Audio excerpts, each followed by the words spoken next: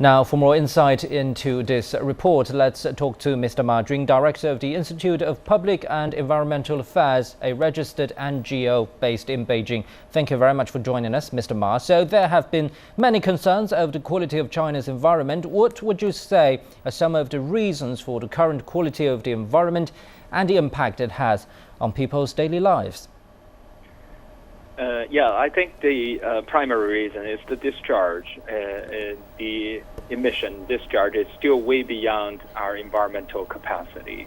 Both the air and when it comes to air and water pollution, the discharge of sulfur, nitrogen, it's still way beyond taking the chemical oxygen demand, or COD as an example. It's about 2 times higher than the environmental capacity.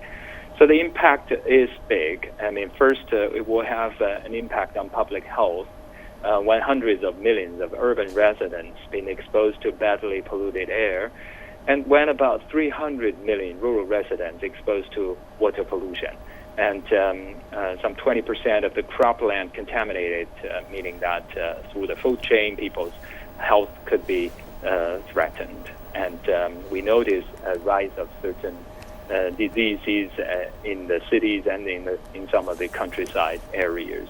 And of course, the pollution discharge is also damaging the limited resources like water and cropland. And our social stability is also affected when pollution has become a biggest source of the so-called collective incidents. Well, Mr. Ma, I think it's fair to say that the central government and the public have made tremendous efforts to make the environment better, but the situation right now is still dire. So what do you think are the most urgent tasks at hand? Yeah, as you said, tremendous efforts have been made and the policies, strategies have been changed, but there are still gaps. I mean, one of that is the enforcement. The enforcement, we copy the rules and regulations, the laws, but the enforcement remains to be weak.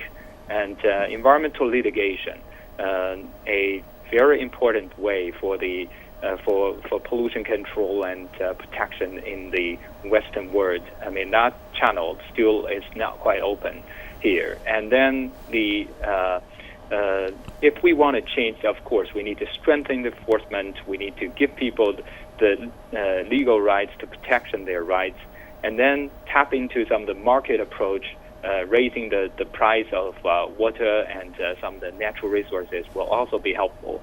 But last but not least, public participation. I think we have seen progress in the new environmental law, which has just been amended, which created a special chapter on information transparency and participation.